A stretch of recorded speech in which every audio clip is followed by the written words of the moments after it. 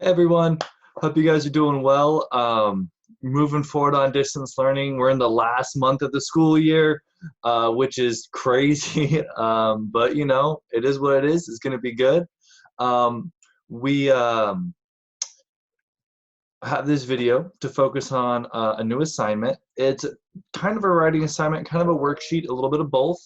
Um, it's mostly a writing assignment, and it's going to be categorized in the gradebook as a writing assignment. So we're going to go over that now. Um, it's trying to break apart and kind of zoom in on some Teep parts because our last Teep wasn't as good as it could have been. I mean, a lot of us just we weren't doing things that we've talked about before in this class, and I know that you guys have talked about in other classes too.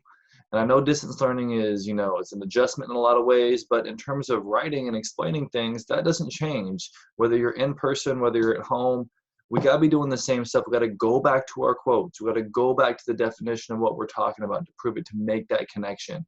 We spent a lot of time on this in quarter two, and it seems like it just wasn't showing up in our work. And so this worksheet is going to be a way for us to kind of break it down and zoom in on some stuff and kind of go from there. So I wanted to go over that and then talk about the assignment a little bit. So here we go. Let me see, share screen, boom.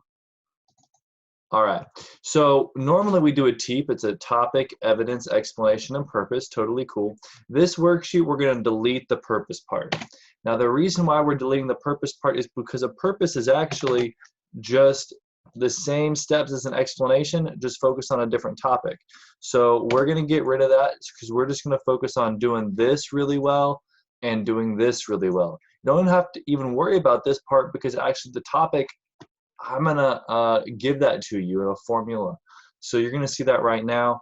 So we're just gonna be working on these two chunks of our TEEP because we know, once again, that we can just repeat the same steps from the explanation to make our purpose, even though no purpose on this assignment. So this is what the assignment is going to look like. I've already formatted it to Google Docs. So what you're going to do, you're going to complete the whole thing, and then this part is going to be in your writing category grade. So we'll get there in a moment. So what you're going to do is you're going to pick one of these things to prove. We got a couple of different characters, a couple of different character traits. All of them are focused on character traits. They're pretty easy, or they should be at least pretty straightforward, not tricky, right? Othello is trusting, Brabantio is jealous, Iago is deceitful, or Iago is treacherous, right? You're going to notice you're going to have to fill this in once you actually get your quote because this is going to be a little bit different based on wherever your quote is. You're going to notice this is a little bit shorter than a normal topic section because we don't have a purpose, right? Normally we'd add on that purpose at the end. We don't have that here because we're just kind of breaking it down, looking at these smaller chunks, okay? So what you're going to have to do is you're going to have to get a quote or a pair of quotes to choose the character trait, to prove the character trait that you chose. So you're going to choose one of these, and let's say you pick Iago is, actually let's pick Iago is deceitful, because this is could be the most tricky one. I think it's, I mean, the idea of it's really straightforward, but this is the main reason, actually both of these are the main reasons why it says get a quote or two. Because think about it, if you're going to prove someone is treacherous, you have to show that they were going to do one thing and then they flip and they do something else. Same thing as deceitful, right? If you're deceitful, that shows, hey, I said I'm going to do one thing, but I lied to you. Or I said this, but then I did that. And you know, or I'm saying two different things to two different people, right? And that shows how you're deceitful.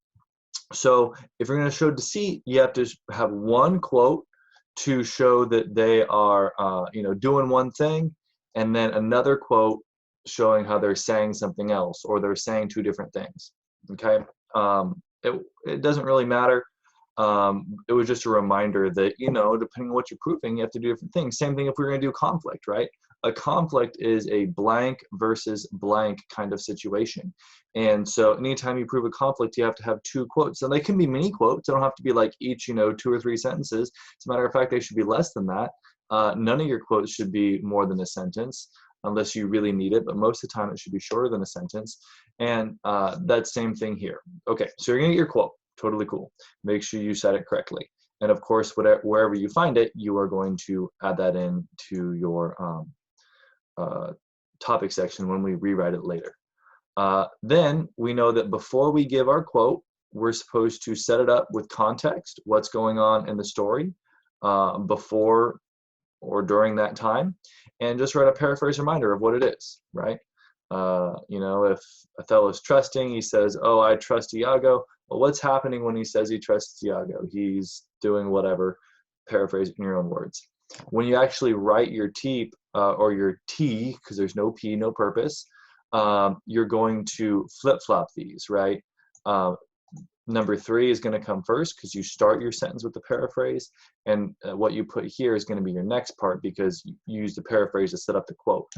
We put it in this order in the worksheet because you don't know what to paraphrase, you don't know what to set up if you don't know what your quote is. Then you're going to zoom back in on the quote. You're going to say, okay, what part of the quote actually helps improve the character trait the most, right? Not all parts of the quote are equal, right? If they say and the blah blah blah, maybe that's not the part that shows that he's jealous or that he's trusting. So you're not going to pick that part. Instead, you're going to pick the part that is most closely related to your character trait. So you should see a requote here in this section right here for number 4. Maybe a close paraphrase. Most of the time, a requote's going to be better. And then you just say, okay, why does this part that you just requoted here, why does it prove your character trait? And you're going to write that down here. This is all brainstorm. This is part of your completion credit. It's not going to be part of your writing credit, but it will be part of your completion credit, so make sure you get that done. All you have to do here is circle and underline, so just follow instructions. This part, this bottom part, is actually going to be the part that's going to get the writing grade. It's going to be part of your completion grade too, so if you don't do this, that will hurt your completion grade, but the only part that's going to go for the writing category is this part right here. So you're going to copy your topic sentence below, filling in the act and scene, because I just put X's because I don't know what it's actually going to be. Obviously, your act and scene aren't underlined. That's just to show you the part that gets switched out. Then this really should only take about 1 sentence. This should only take about 1 sentence. You can try to combine them if you want to get fancy. If you haven't been getting at least 8 out of 10 on your writing in our last assignment, don't try to do it in 1 sentence because it's harder to do it in less writing. If you have more sentences, you have more room to put your ideas. It's easier to say it if you have more room. So unless you've been getting really those good scores, stick with the, probably 1 sentence for both of these combined, probably 1 sentence for both these combined, 2 sentences total. But if you need more, you can do 3 sentences. That's totally fine. So your total should be 1 sentence for your topic sentence, then an additional 1 to 3. So 2 to 4 sentences max. It shouldn't be a lot of writing. Make sure you're citing your quote, all that kind of stuff. And this is where we're going to see that Teep without a purpose part. So just a topic, evidence, right? And then explanation. And you're going to write that in paragraph form at the bottom right here. Totally cool. That's all you got to do. You don't even, so it says you're writing like 2 to 4 sentences, but you're not even writing that much, right? Because you're copying the topic sentence, right? You're done all this brainstorm already. You just got to put that into sentence form. Same thing here, sentence form should be pretty easy, right? The idea is, if we're doing this, like if we're doing timed writing or getting ready for timed writing, you should be able to write a paragraph in at least 20 minutes, maybe less. And that's not just me saying it, like that's what's going to be the expectation. Now, if we do distance learning in the fall, which, who knows what we will or won't do. If we do distance learning in the fall, it might be different, but traditionally for in-person, I've talked to 11th grade teachers. I actually have taught 11th grade a couple times. At least as of a few years ago when I taught 11th grade, all the 11th grade teachers, the end of week 1, gave a 5-paragraph in-class essay that you had an hour to write. Then you maybe had like 10 minutes of brainstorming time, so 70 minutes. That's for a 5-paragraph essay. So if you can't do 1 paragraph in 20 minutes, that's that's an issue. So obviously this isn't timed. It's at home distance learning assignment. But if you can, I recommend pulling out that phone and putting on the little watch function and timing yourself. Make it your goal, like, okay, I'm going to sit down, I'm going to do this English worksheet that's also a writing assignment. I'm going to try to do the whole thing in half an hour. And if you need more time, no big deal. But that way you can get kind of used to the expectations that we're getting you ready for.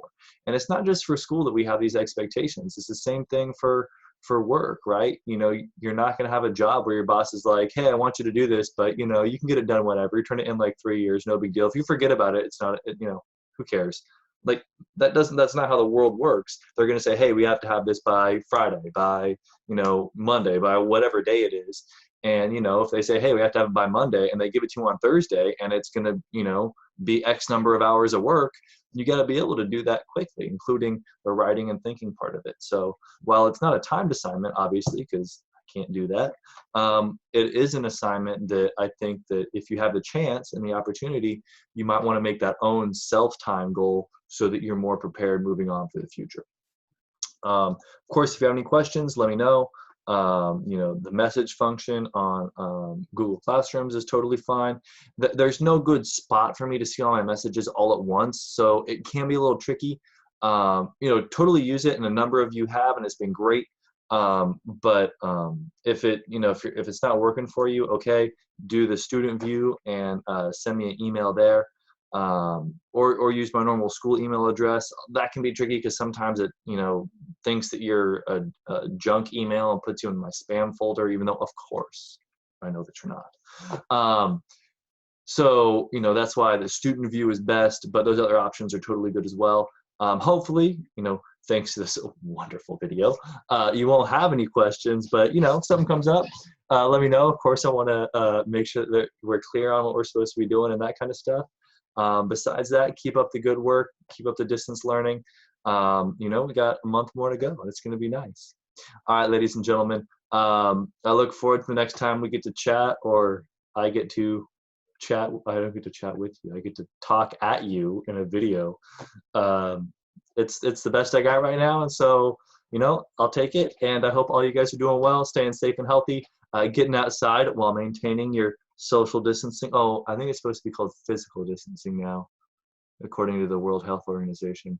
Keeping your distance from other people, staying safe, all that kind of stuff. And, you know, doing good work in school and outside of it as well. Ladies and gentlemen, I'll see you later. Bye.